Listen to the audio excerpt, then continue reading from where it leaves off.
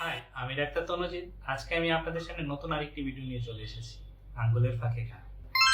এই সমস্যাটা খুবই কমন। আমাদের অনেকেরই এই সমস্যাটা হয়ে থাকে। বিশেষ করে যারা ভেজা স্যাঁতসেঁতে পরিবেশে কাজ করে, বা কৃষি খামারে, বা ঘরে যারা কাপড় ধোয়া বা রান্না বান্নার কাজে দীর্ঘক্ষণ সময় ধরে পা ভেজা রাখতে হয়, তাদের এই সমস্যাটা বেশি দেখা দেয়। এছাড়া যারা অফিস আদালতে কাজ করেন, জুতা মোজা পরতে হয়, একই মোজা যারা প্রতিদিন পরেন, তাদের ক্ষেত্রে এই ইনফেকশন হতে পারে। অনেকেই ভাবে এটা একটা সাধারণ ঘা, কিন্তু এটাই হতে পারে ফাঙ্গাল ইনফেকশন। এছাড়া যাদের ডায়াবেটিস বা রক্তনালী বা ভাস্কুলার ডিজিজ থেকে থাকে, তাদের এই সমস্যাটা আরো বেশি আকার ধারণ করতে পারে। যাদের ডায়াবেটিস থাকে তাদের ক্ষেত্রে এই ঘাটা সহজে শুকাতে চায় না। এছাড়া এতে সেকেন্ডারি ইনফেকশন হয়ে এই ঘা আরো মারাত্মক আকার ধারণ করতে পারে।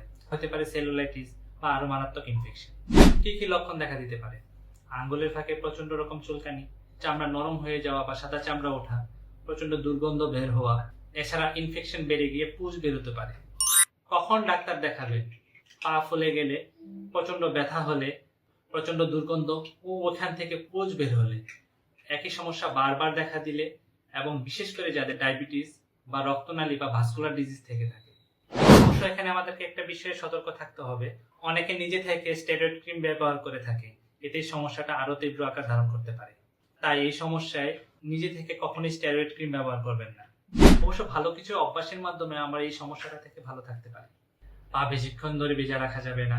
শুকনো কাপড় বা তোয়ালে দিয়ে পা শুকিয়ে ফেলতে হবে। যারা ভেজা বা স্যাঁতসেঁতে পরিবেশে কাজ করেন, সেখান থেকে আসার পর সাবান দিয়ে ভালো করে ধুইয়ে কাপড় দিয়ে ভালো করে শুকিয়ে ফেলতে হবে। এছাড়া একই নোংরা মোজা বারবার পরার কারণে যাদের এই সমস্যাটা হয়ে থাকে, তাদেরকে প্রতিদিন ধোয়া মোজা পরতে হবে।